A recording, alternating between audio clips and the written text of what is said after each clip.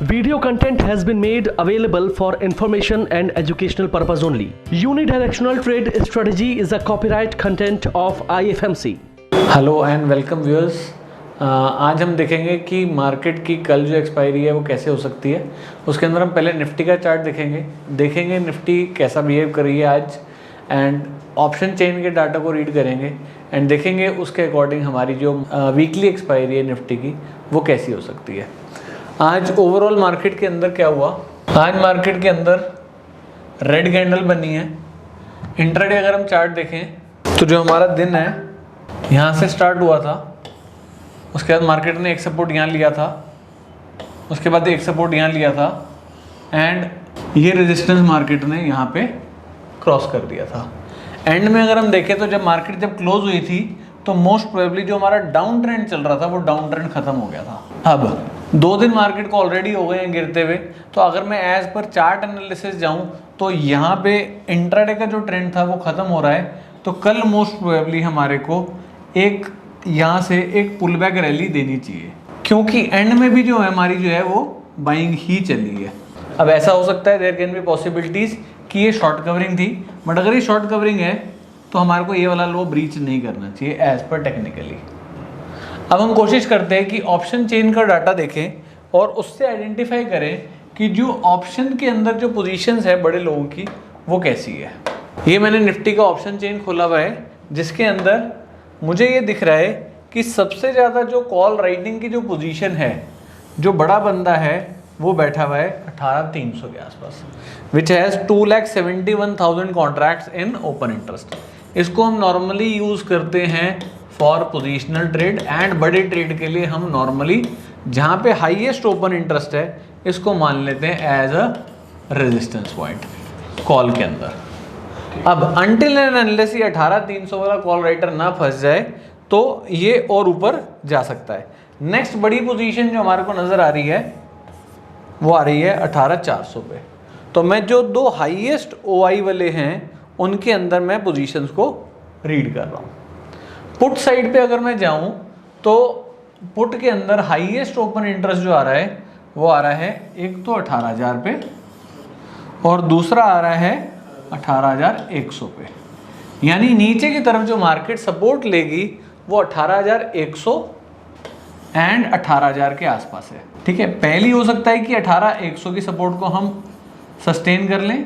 अगर 18,100 टूट गया तो फिर नेक्स्ट सपोर्ट जो बनेगी वो हमारी 18,000 के आसपास बनेगी। रेजिस्टेंस की बात करें तो हमारी जो रेजिस्टेंस है वो 18,300 एंड 18,400 है। अब ज़्यादा पोजीशंस अगर मैं देखूं तो ज़्यादा पोजीशंस कहाँ पे है, कॉलों में पोजीशंस ज़्यादा है।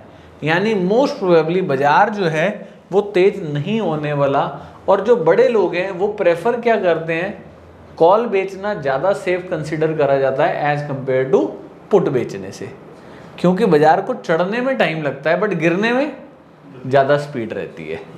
इसीलिए तो एज पर दिस हमारे को लगता है कि कल जो मार्केट बंद होनी चाहिए वो 18,300 से 18,100 एक रेंज, एंड अगर थोड़ी बड़ी रेंज की बात करूं तो 18,000 से 18,400 के बीच में कल एक्सपायरी होनी चाहिए, अनटिल अनलेस कुछ ओवरनाइट कुछ एक्सट्रीम एक्स्ट्राऑर्डिनरी कोई इवेंट ना हो जाए। Similarly let us check out for bank Nifty also.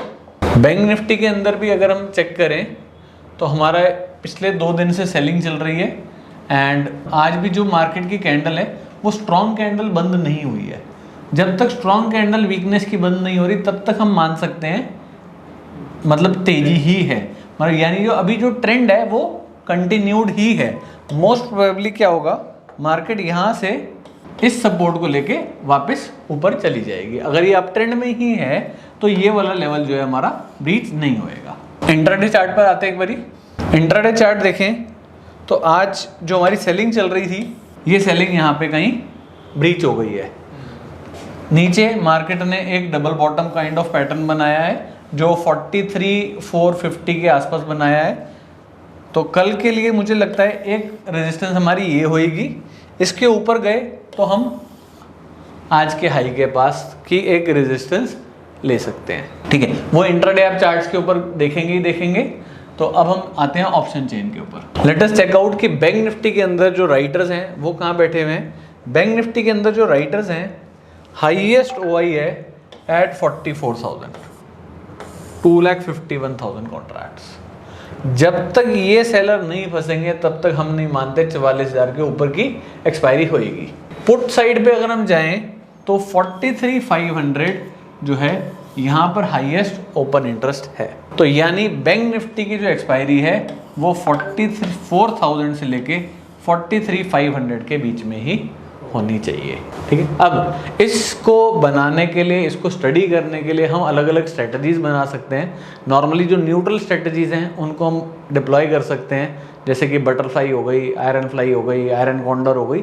इस टाइप की स्ट्रेटजीज बनाई जा सकती हैं जिससे कि हमारा रिस्क भी कम हो जाए, रिवार्ड भी लिमिटेड हो जाए। तो नॉर्मली एक्सपायरी डेज के आसपास हमारे को इस टाइप की स्ट्रेटजीज को डिप्लॉय कर देना चाहिए। Thank you.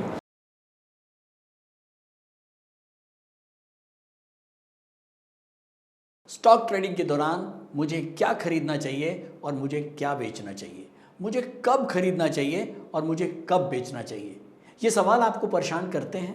तो चलिए सिंप्लीफाई करते हैं स्टॉक ट्रेडिंग को और निकालना सीखते हैं वो एक्यूरेट पॉइंट्स जहां हमें स्टॉक को बाय या सेल करना है। मेरे यानी मनीष तनेजा के साथ IFMC की यूडीटीएस स्ट्रैटेजीज से। यूडीटीएस यानी यूनिडायरेक्शनल ट्रेड स्ट्रैटेजीज, जो है हर स्टॉक ट्रेडर की पहली पसंद, जो बनाती है स्टॉक ट्रेडिंग को सिंपल, एक्यूरेट और स्ट्रेस फ्री।